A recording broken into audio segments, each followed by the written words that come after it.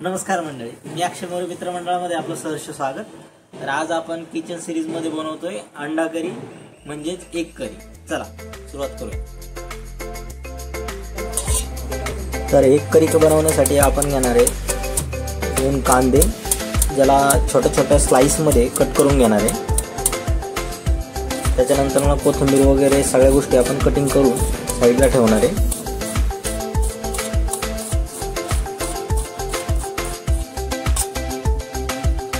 कांदा जो काय आपण छोटे छोटे स्लाइस मध्ये कट केलेला आहे तो कांदा मस्तपैकी फ्राय करून घेणार आहे।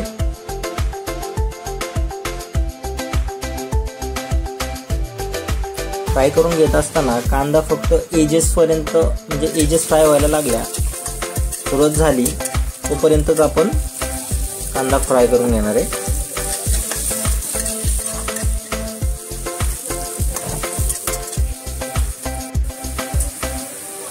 आपल्या कांद्याचे एजेस फ्राय व्हायला लागलेले आहेत। तर आता आपण याच्यामध्ये खडे मसाले ॲड करणार आहे। खडे मसाल्यांमध्ये आपण लवंग, काळी मिरी, 2-3 इलायची, 2 बेगडी मिरची आणि हिरवी मिरची, थोडासा कढीपत्ता, या सगळ्या गोष्टी ॲड करून परत कांद्याला आणि ह्या खड्या मसाल्यांना थोडा वेळ फ्राय होईपर्यंत ठेवून देणार आहे।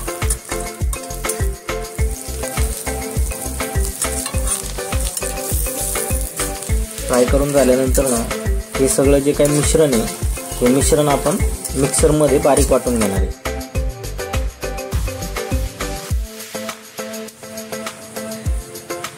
आपलं वाटून झालं की परत जे मगाशी उरलेलं तेल होतं त्याच तेलामध्ये हे सगळं मिश्रण आपण हे सगळं वाटण पुन्हा एकदा थोडंसं फ्राय करायला टाकणार आहे। तर त्याच्यासाठी आपल्या जीवाभावाचे जिरा मित्र, मोहरी मित्र हे सगळे सोबत ठेवणार आहे, त्यांचा तडका देणार आहे आणि तडका दिल्यानंतर ना याच्यामध्ये ते आपण मिश्रण जे काय आपलं वाटण आहे सगळं वाटण याच्यामध्ये टाकून देणार आहे।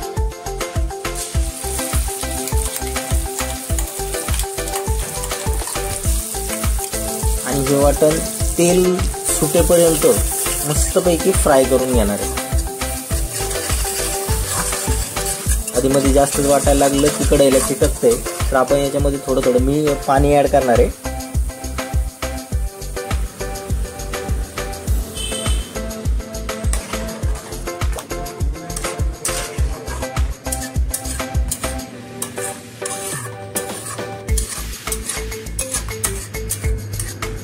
मस्तपैकी तेलाची अशी तर्रीवरती आली समजून जायचा आपला मसाला शिजलेला आहे।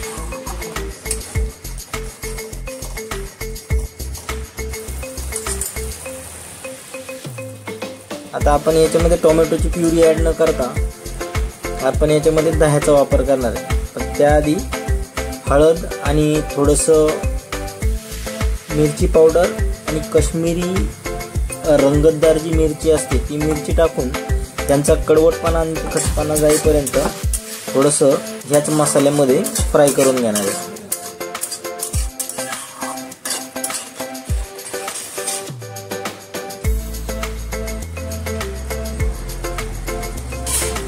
आणि त्याच्यानंतर ना आपण याच्यामध्ये दही ॲड करणार आहे। आता तुम्हाला जर याच्यामध्ये दही ॲड करायचं असेल तर अगोदर दही साईडला घेऊन त्याला थोडंसं फेटून घ्यायचं आहे की जेणेकरून जे काही मोठे मोठे खडे राहतात ते खडे तसंच राहू नये याच्यामध्ये, म्हणजे दह्याचे जे मोठे मोठे पार्टिकल असतात ते तसेच न राहता तुम्ही फेटून ते याच्यामध्ये टाकू शकता। पण कधी कधी ते जर तसंच ठेवलं तर त्याचा खाताना एकदम असं मध्येच आंबटपणा जाणून येतो, म्हणून मी ते तसेच ठेवलेले आहे।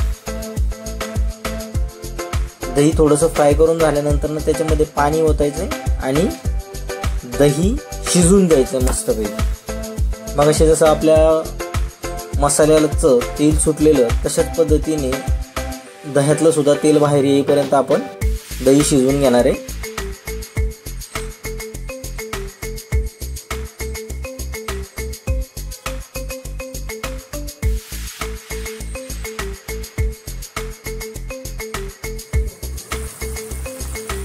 पहा कसं मस्तपैकी कडणीत दह्याचं आणि बाकीच्या मसाल्यांचं तेल साईडने दिसायला लागलेलं आहे आपल्याला। आता आपला अंड्याची करी तर तयार झालेली आहे. आता आपल्याला अंड्याची तयारी करायची आहे. तर 5-7 अंडी मी बॉईल करून ठेवलेली आहेत. तर ती कशी बनवायची त्याची रेसिपी मी तुम्हाला सांगतो. तोपर्यंत तयार झालेली करी त्याच्यामध्ये थोडंसं गार्निशिंगसाठी कोथिंबीर टाकून ते साईडला आपण एकदम कमी आचेवरती उकळून देणार आहे. त्याचबरोबर गॅसच्या दुसऱ्या साईडला आपण एक पॅन घ्यायचं आहे. पॅनमध्ये थोडंसं तेल टाकायचं आहे. तेल गरम झालं की त्याच्यामध्ये हळद, मीठ, मसाला थोडं टाकून त्याच्यामध्ये मस्तपैकी आपण अंडी फ्राय करून घेणार आहे.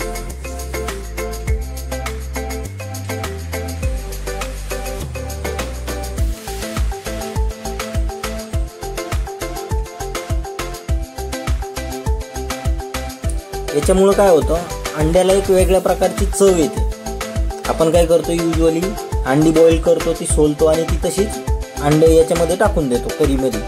तर त्याच्या आतपर्यंत तो जो मसाला असतो ना तो मुरत नाही. इथं वेगळ्या पद्धतीने आपण अंड्याला फ्राय केल्यामुळं काय होतं, मसाला आहे आपल्याकडे, हळद आहे, मीठ आहे, ह्या सगळ्या मसाल्याची चव त्या अंड्यामध्ये जाऊन मुरते आणि अंड्याला पण आपल्याला मसालेदार अशी चव येते.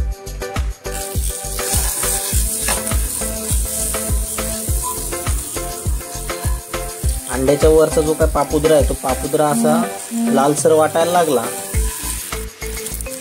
की समजून जायचं मसाला पूर्णपणे अंड्यामध्ये भिनलेला आहे.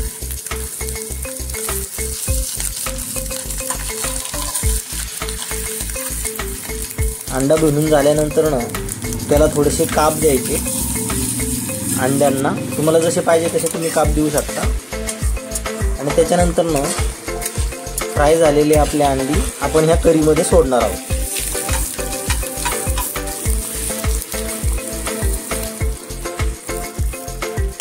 अंडे करीमध्ये सोडल्यानंतर ना 5 ते 10 मिनिटं लो फ्लेमवरती त्याला थोडं त्या करीमध्ये सुद्धा मुरून द्यायचं. आपण जे काही काप घेतलेले आहेत त्या कापामधून तो मसाला आतमध्ये शिरून द्यायचा आहे. 10 मिनिटं 5 मिनिटं त्याला लो फ्लेमवरती, लो आचेवरती ठेवून द्यायचं. अशा पद्धतीने आपली तयार झालेली आहे बिना टोमॅटोची दह्याच्या मदतीने केलेली अंडा करी. ही अंडा करी तुम्ही घरी बनवून नक्की पहा. आपल्या जवळच्या लोकांना खायला घाला. भेटूया पुढच्या व्हिडिओमध्ये.